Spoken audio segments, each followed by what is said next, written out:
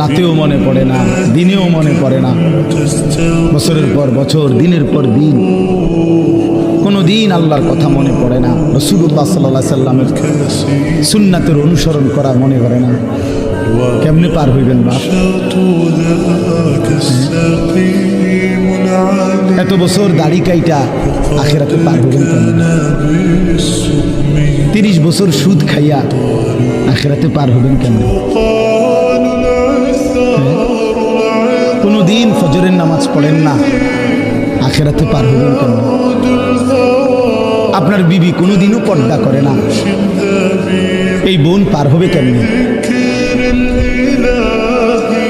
30 বছর ধরে প্রতিদিন আপনার ঘরে রঙিন টেলিভিশন চলে, আপনার বিবি বাচ্চারা নাচ গান নর্তকীর ছবি নাটক সিনেমা দেখে, মুক্তি পাইবেন কেমনে বাবা?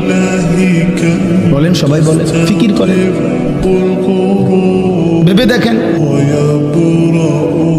কি বুঝাই দিবেন আল্লাহকে? কি বুঝাই দিবেন রাসূলুল্লাহ সাল্লাল্লাহু আলাইহি সাল্লাম? নবীজি কিছুই জিজ্ঞেস করবে না? কি মনে করেন আপনারা এমনি সবাই সুপারিশ করবে মানে কি? কিছুই জিজ্ঞেস না, কোনো কাগজপত্র কিছুই দেখবে না নাকি? কথা বলেন। রাসূলুল্লাহ সাল্লাল্লাহু আলাইহি সাল্লাম সুপারিশ করবে মানে কি? মানে কোনো কথা নাই, শুধু আপনি গিয়ে দাঁড়াইবেন আর আমরা ব্যস্ত বুঝ দিয়ে লাগবে নাকি? তো তাইলে হিসাব করলো কেন? ডান কাদের বাম কাদের ফেরেশতা লিখলো কেন? আমল নামা তৈরি হইলো কেন? মিজানের পাল্লায় ওজন হবে কেন? হাসরের ময়দান, বিচারের ময়দান বলা হইলো কেন? বুঝেন নাই কথা? এই জন্য এটা অনুভব করা উচিত। রাসূলুল্লাহ সাল্লাল্লাহু আলাইহি সাল্লাম সরাসরি তাফসিরে আছে, আমরা পড়ছি বাবা।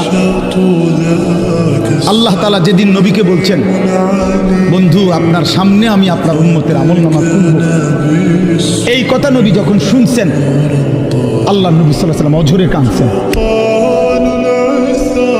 কেন কাঁদছেন?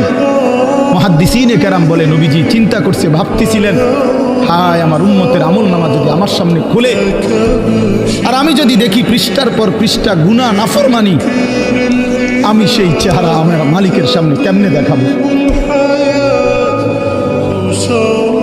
আমি কেমনে বলবো সর্বশ্রেষ্ঠ নবীর উম্মত এমন নাফরমান কেমনে হয়? বুঝেন নাই?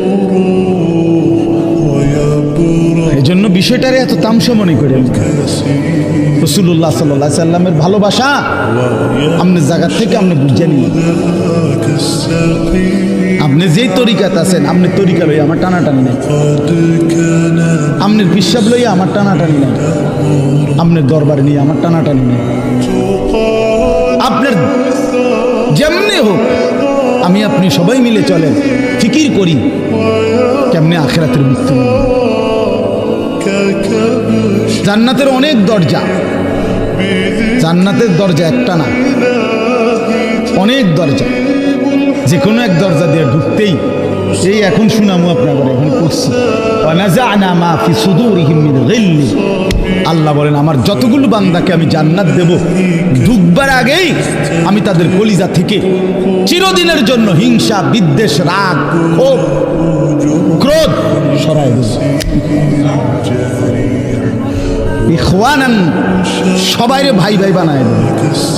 আলা সুরুরিন মুতাকাবিলিন, সমস্ত জান্নাতি পরস্পর পরস্পরের মুখোমুখি হয়ে আনন্দ আর ফুর্তিতে মজে থাকবে।